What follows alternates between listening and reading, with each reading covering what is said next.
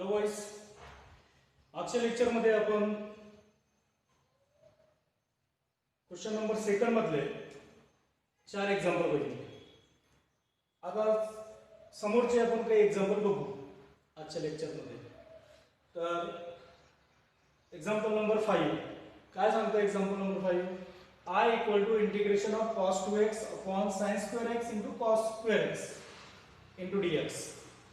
आता आपल्याला इंटिग्रेशन काढायचं म्हटल्यावर फंक्शन कसे पाहिजे? सेपरेट पाहिजे. म्हणजे या ठिकाणी सेपरेट आहे का? cos 2x upon sin square x into cos square x. Multiply मध्ये न्यूमरेटर डिनोमिनेटर मध्ये न्यूमरेटर मध्ये एकच फंक्शन. मग cos 2x चा फॉर्म्युला आता sin square x into cos square x. मग cos 2x चा असा फॉर्म्युला यूज करा का न्यूमरेटर मध्ये काय आलं पाहिजे? sin आणि cos किंवा sin स्क्वेअर किंवा cos स्क्वेअर. मग cos 2x चे फॉर्म्युले बघितले आपण. किती फॉर्म्युले बघितलेले? 4 फॉर्म्युले. मग 4 फॉर्म्युलेपैकी कोणता फॉर्म्युला इथे यूज होणार? तर कोणता फॉर्म्युला यूज होणार? cos 2x इक्वल टू, जसं याच्या अगोदर आपण फॉर्म्युला पाहिला होता cos 2x चा 1 - 2 sin स्क्वेअर x. तर cos 2x चा इथं sin स्क्वेअर x च बघतो. परंतु sin स्क्वेअर x आणि cos स्क्वेअर x आहे. मग त्यानुसार त्याचा फॉर्म्युला कोणता आहे? सेकंड नंबरचा फॉर्म्युला आहे cos square x - sin square x. हा फॉर्म्युला इथं आपण यूज करू शकतो. मग या ठिकाणी काय येणार? यूज करा cos 2x ठिकाणी.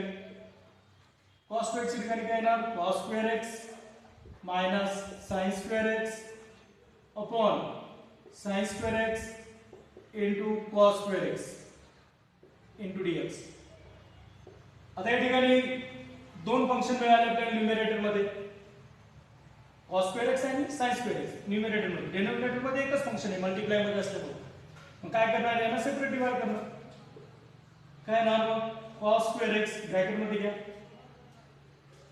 Upon sin square x into cos square x minus sin square x upon sin square x into cos square x bracket complete into dx equal to integration of. आता या ठिकाणी जे cancel होते cancel करा. cos square x get cancel. काय राहिले इथं? 1 upon sin square x minus sin square x get cancel. काय राहिले इथं? 1 upon cos square x bracket complete into dx equal to integration of 1 upon sin square x means 1 upon sin means cosec. 1 upon sin square x means cosec square x minus 1 upon cos square x. 1 upon cos x means sec x. 1 upon cos square x means sec square x into dx. समोर काय येणार होता? Separate integration equal to integration of cosec square x separate into dx minus integration of sec square x into dx. दोन्ही function separate integration मध्ये घेतले. दोन्हीचं integration निघतं. cosec square x integration माहिती आहे, sec square x इंटिग्रेशन माहिती आहे. काय cosec square x integration? cosec square कशाचं डेरिव्हेटिव्ह? cot x चं, परंतु मायनस मध्ये असतं. म्हणून इंटिग्रेशन cosec स्क्वेअर x चं काय येणार? मायनस मध्ये येणार cot x minus sec square x कशाचं derivative? tan x. tan x sec square x integration मग tan x आणि प्लस c. अशा प्रकारे आपण 5व्या नंबरचं एक्झाम्पल पाहिलं ते तुमच्या नोटबुक मध्ये तुम्ही नोट करून घ्या. नंतर नेक्स्ट एक्झाम्पल कोणतं आहे? Example number 6. त्याला इकडे लिहून घेऊ आपण. काय example number 6? I equal to integration of sin x upon 1 plus sin x into dx. आता sin x upon 1 plus sin x numerator मध्ये एकच फंक्शन आहे, डिनोमिनेटर मध्ये दोन फंक्शन आहे. मग काय करता येईल आपल्याला? sin x चा काही फॉर्म्युला आहे का? sin x चा फॉर्म्युला नाही. 1 plus sin x चा आहे का? नाही. 1 plus cos x चा आहे. 1 plus cos x चा काय? 2 cos square x by 2 cos square x by 2. परंतु इथं 1 plus sin चा नाही. मग इथं काय करता येईल आपल्याला? एक मेथड पाहिलेली आहे आपण, अप्रोप्रिएट फॅक्टरनं मल्टिप्लाय करणे म्हणजे कंजुगेट मेथड. तर कंजुगेट मेथड काय सांगते, इथं 1 प्लस साइन एक्स आहे तर त्याला 1 मायनस साइन एक्स ने मल्टिप्लाय करावं लागेल. तर डिनोमिनेटरला मल्टिप्लाय केलं तर न्यूमरेटरला पण मल्टिप्लाय करावं लागेल. काय ना I equal to integration of न्यूमरेटरला आणि डिनोमिनेटरला दोन्हीला मल्टिप्लाय कशाने करणार, डिनोमिनेटरच्या अप्रोप्रिएट फॅक्टरने. याचा अप्रोप्रिएट फॅक्टर काय येणार, 1 प्लस साइन एक्स येतं 1 minus sine x appropriate factor. तर काय येणार 1 minus sine x upon 1 plus sine x ला कशाने मल्टिप्लाय करणार, 1 मायनस साइन एक्स न. तर डिनोमिनेटरला मल्टिप्लाय केलं तर न्यूमरेटरला करावंच लागेल. I equal to integration of आधी ब्रॅकेट आणि ब्रॅकेटच्या बाहेर साइन एक्स मल्टिप्लाय करून घ्या. काय येणार, sine x into 1 means sine x minus sine x into sine x sine square x upon आता a plus B into a minus B या स्वरूपात आहे. पहा सेम टर्म्स आहे, a plus B into a minus B. तर आपण a plus B into a minus B equal to काय असतं, a square minus b square. मग इथं काय ना a च्या ठिकाणी 1 तर 1 चा स्क्वेअर मायनस b च्या ठिकाणी काय साइन एक्स तर साइन स्क्वेअर इंटू dx.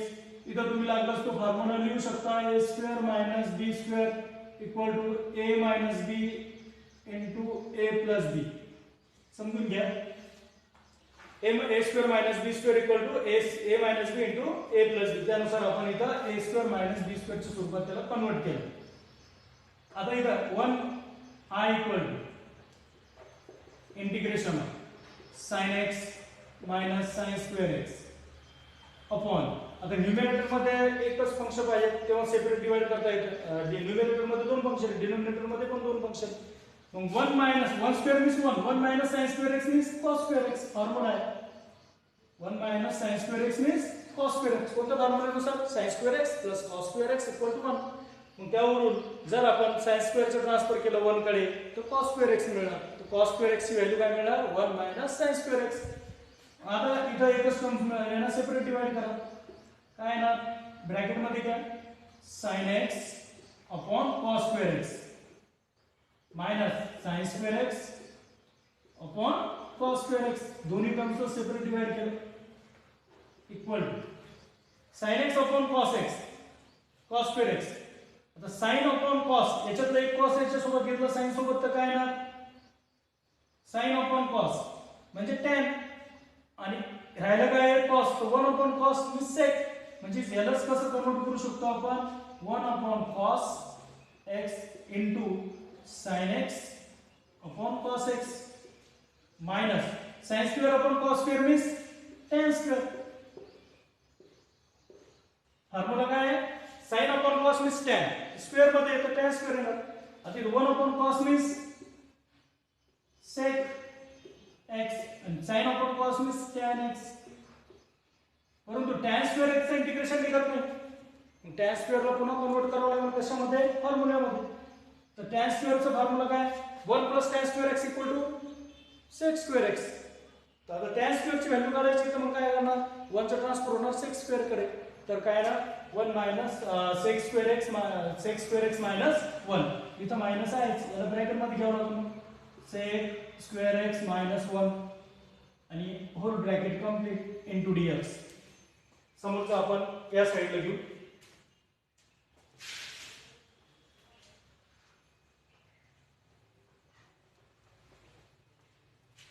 काय येणार आता नेक्स्ट,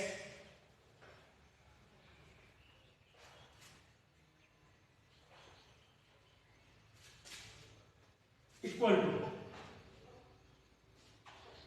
इंटिग्रेशन ऑफ. आता सेपरेट इंटिग्रेशन घ्यायच्या अगोदर आपण काय करू, इथं मायनस ने मल्टिप्लाय करून घेऊ. काय येणार bracket sec x into tan x minus ने मल्टिप्लाय केल्यानंतर येणार मायनस sec स्क्वेअर x आणि minus into minus plus 1 bracket complete into dx. आता सर्व टर्म्स वेगवेगळे झाले, सर्व सेपरेट इंटिग्रेशन मध्ये घेऊन टाकले. काय येणार integration of sec x into tan x into dx minus integration of sec square x into dx plus integration of 1 dx. Separate integration घेऊन टाकलं. आता इंटिग्रेशन करा, sec x into tan x integration sec x into tan x कसं derivative sec x sec x into tan x integration sec x minus sec square x integration sec square कशाचं derivative tan x चं, तर sec square x चं integration tan x plus 1 dx integration x आणि नंतर शेवटी सर्वांचं integration काढून झालं प्लस c. अशा प्रकारे आपण या व्हिडिओमध्ये 2 एक्झाम्पल बघितले. हे थोडे लॉंग एक्झाम्पल आहे, समजून आणि स्टेप बाय स्टेप बरोबर समजून घ्या आणि लिहून तुमच्या नोटबुकमध्ये नोट करून ठेवा. Okay, thank you.